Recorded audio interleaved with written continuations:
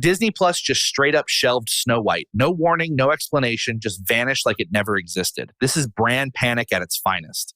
Even the Vegas bookies are betting on this meltdown. Looks like Evita's financial freefall just turned into the hottest gamble in town. If you thought the biggest twist in Evita was the plot, think again. Rachel Zegler's backstage drama could be the real showstopper. Not postponed, not delayed, just canceled. Within the first hour after that backstage audio detonated across socials, Disney's investor channel lit up like a faulty parade float. Share price tickers flickered, PR phones rang off the hook, and a panicked junior executive allegedly blurted, "Pull the plug before the princess turns into a pumpkin." Rachel Zegler's backstage meltdown didn't just tank her reputation. Disney Plus pulled the entire Snow White release. That's next level damage. Hyperbole? Maybe. But the simple word canceled was already spreading faster than a magic mirror meme. But first, rewind. 2 nights earlier, somewhere in the cavernous soundstage corridors of Pinewood, the atmosphere felt more pressure cooker than fairy tale. Rachel Zegler, still in partial costume, rehearsed her lines for the latest pickup shots. A crew member's phone mic, intentionally open or accidentally hot, captured a razor-edged rant, lighting cues a joke, reshoots a waste, and most damning, a swipe at core Disney Plus subscribers. They'll stream any glitter-covered garbage as long as it's nostalgic, harsh, potentially survivable, until she dropped the line insiders claim was the real grenade. Cancel me if you dare. I won't miss the mouse money. She really underestimated the power of the public, and now she's getting exactly what she asked for. By sunrise, the leak blasted past the studio firewall.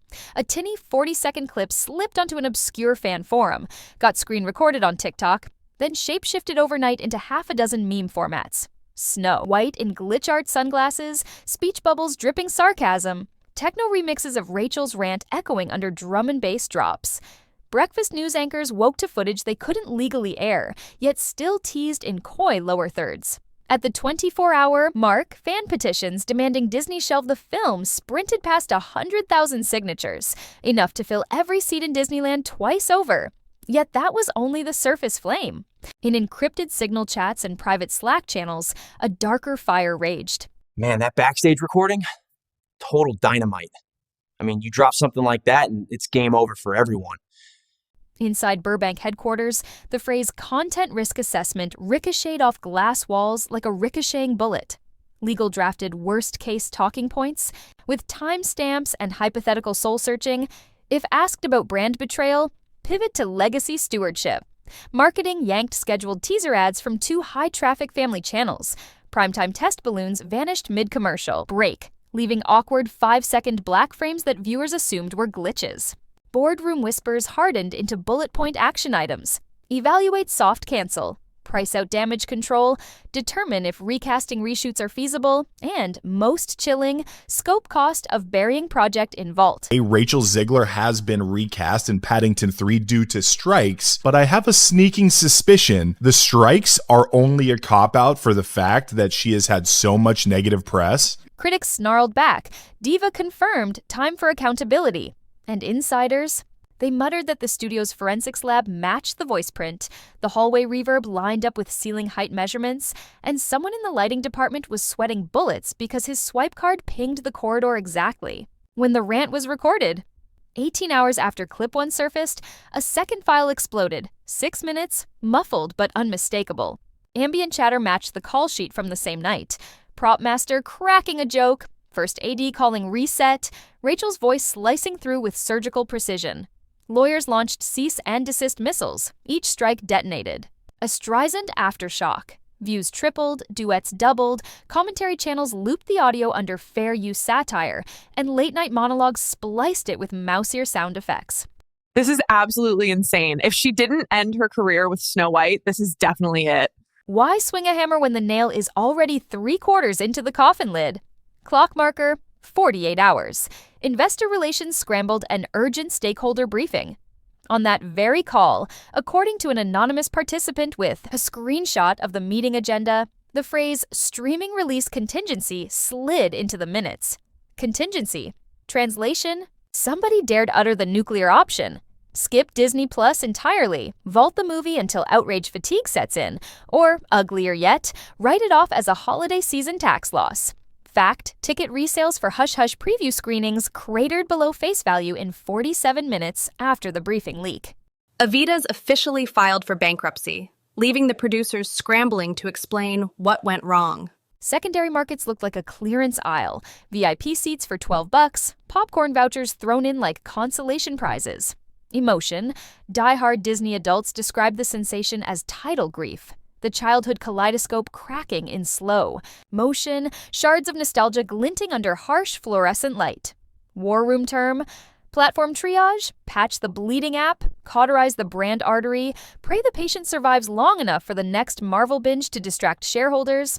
A lot of what you see with Zegler is really just a pretty common Gen Z mentality and approach to work. She believes that she should be able to express herself and speak her truth or whatever nonsense, regardless of the consequences to everybody else. In reality, you have a job. You're getting paid to do this job. You signed on the dotted line. You took on the role. And that job comes with certain basic responsibilities. And one of the most basic is the responsibility to control yourself and comport yourself a certain way publicly so that you don't harm the project, thereby harm all the hundreds of other people who are working on it. Quick sanity check.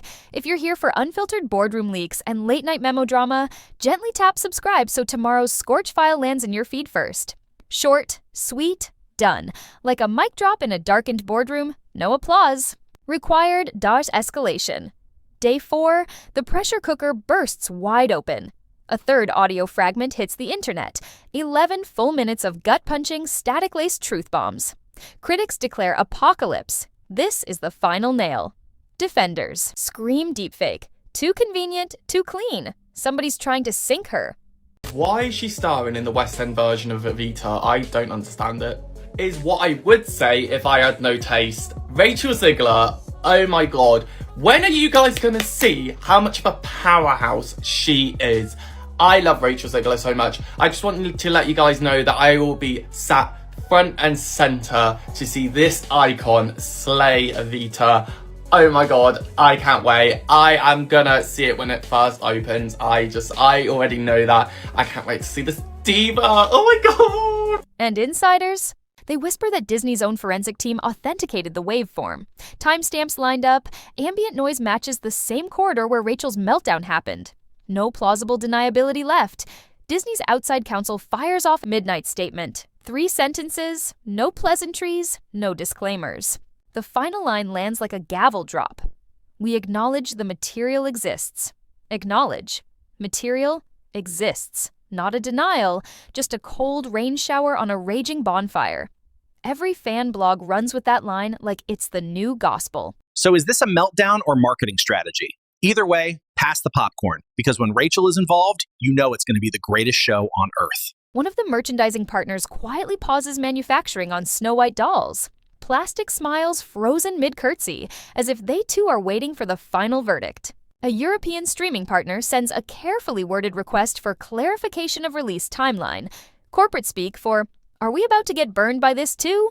3 voices swirl in the chaos. Critics call it righteous fallout, karma, for a diva whose ego outgrew the stage. Defenders say it's an overreaction. Every star has a bad day, and recording her meltdown was the real crime. Insiders mutter the cold, hard truth. Bookkeeping, pull product now, repackage it later as a collector's edition with a premium markup once the heat dies down. Because controversy always sells, just not in the first week. What is it like for you now having all of this? I think it's a lot of pressure, right?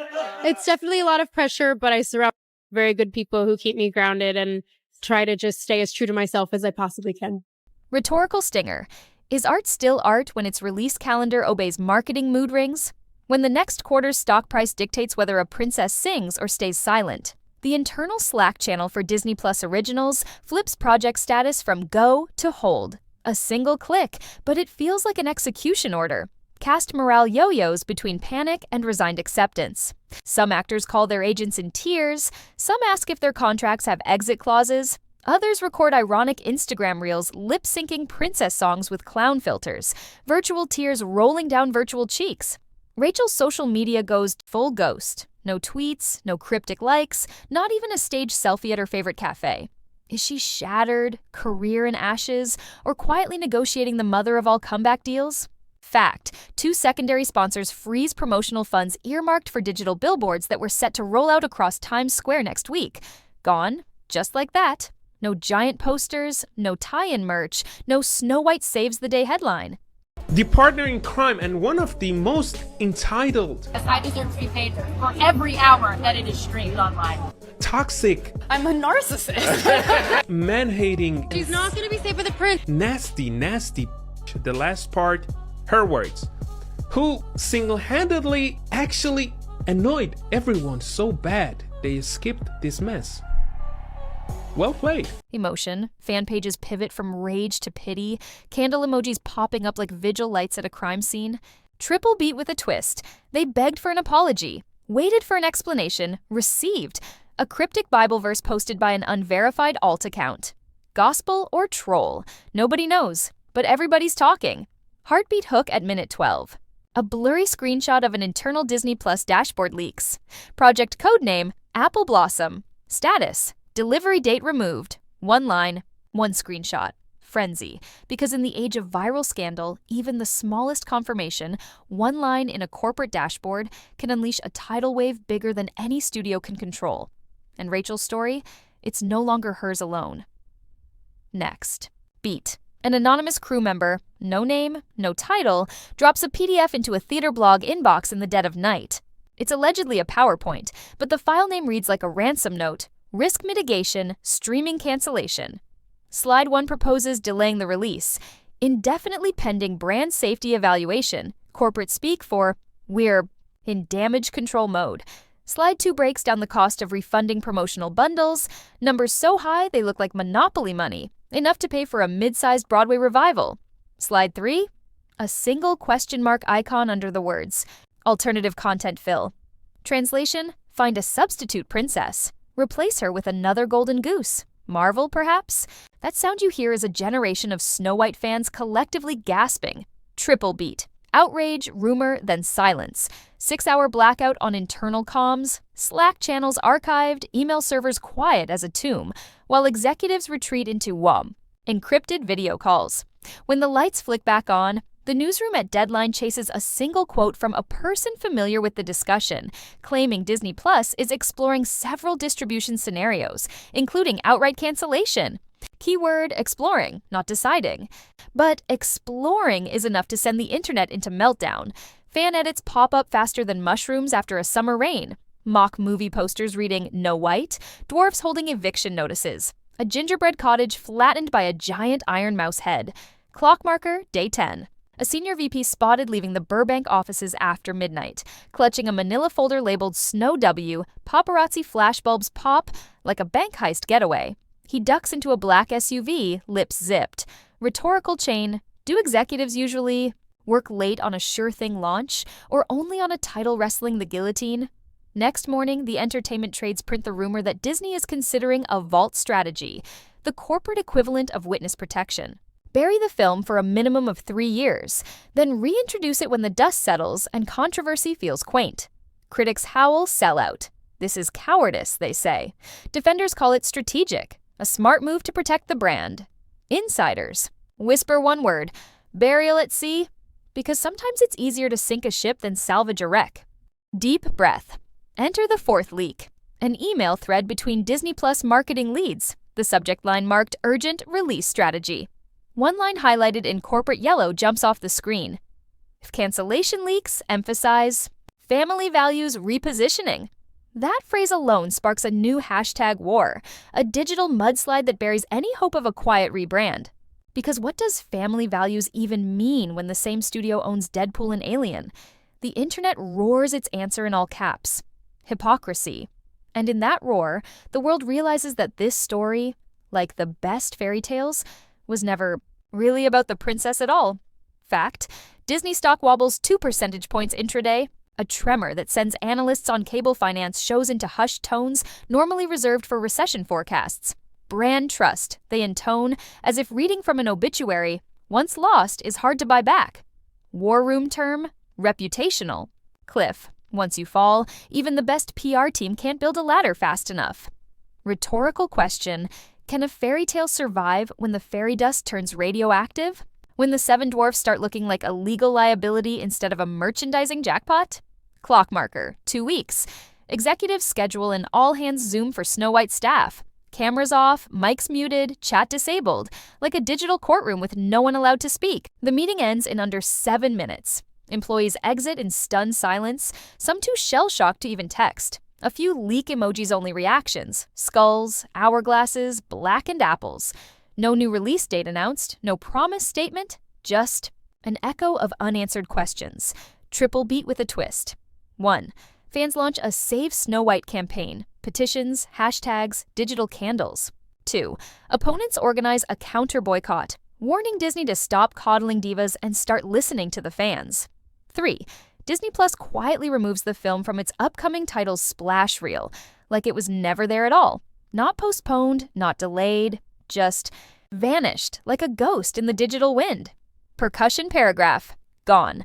Speculation reaches fever pitch, then an email blast lands in select press inboxes. Subject, statement regarding Snow White release. Body, a meager 68 words. That feel like corporate poetry. Every syllable scrubbed by lawyers. Keyline, Disney Plus remains committed to delivering exceptional family entertainment. However, in light of recent circumstances, we are reevaluating the optimal timing and platform for Snow White. No date, no apology, no blame assignment, just enough corporate fog to hide a train wreck. Critics celebrate, the mouse blinked. Defenders protest, rumor presented as gospel. Insiders whisper, this is a legal cool-down, stall until non-disparagement. Clauses expire, then quietly scrap the launch like it never happened. Another heartbeat hook, minute 16, an internal screenshot surfaces from a Disney Plus staging server. Project codename, Apple Blossom. Status, delivery date removed. 1 line, 1 screenshot, frenzy. Fact, projected subscriber bump models for the release quarter get revised downward in late-night finance calls. Emotion, small influencers. Post tearful reactions on TikTok, while large influencers post reaction to reactions with snarky captions. Triple beat, anger, exhaustion, meme fatigue, the digital cycle of grief in full swing. Clock marker, 19 days. A celebrity gossip site claims Netflix expressed interest in acquiring streaming rights at a heavy discount. 90 minutes. Later, Netflix tweets a single cryptic frog emoji. No comment, but enough to send film Twitter into meltdown. Was the frog shade, or a nod to a prince waiting in the wings for his chance at the princess's crown? Rhetorical volley. Would Disney really sell a crown jewel IP to its biggest rival, or is this just leverage to scare shareholders into patience? Because in this game, every rumor is currency, every tweet a chess piece. But here's the pièce de résistance. Minute 20. Leak number 5. A draft press release, marked internal use only in case of full cancellation. Headline, Disney commits to creative excellence and community respect. Paragraph 2 references. Recently surfaced material that does not reflect the inclusive spirit of our brand. The last line lands like a hammer. The live-action Snow White project will not premiere on Disney Plus at this time. 7 words that could freeze $1 billion pipeline. So, canceled, postponed, or strategically entombed until a scandal immune. Generation logs in? Tomorrow, we may get the answer. Whistleblowers promise a 6th file, alleged conference call audio where an exec mutters, just vault it and walk away. If you want to hear that call the moment it leaks, smash subscribe and keep your notifications on. Because in 2025, the fairest one of all isn't the one the mirror picks, it's the one holding the mute button when the next bombshell drops.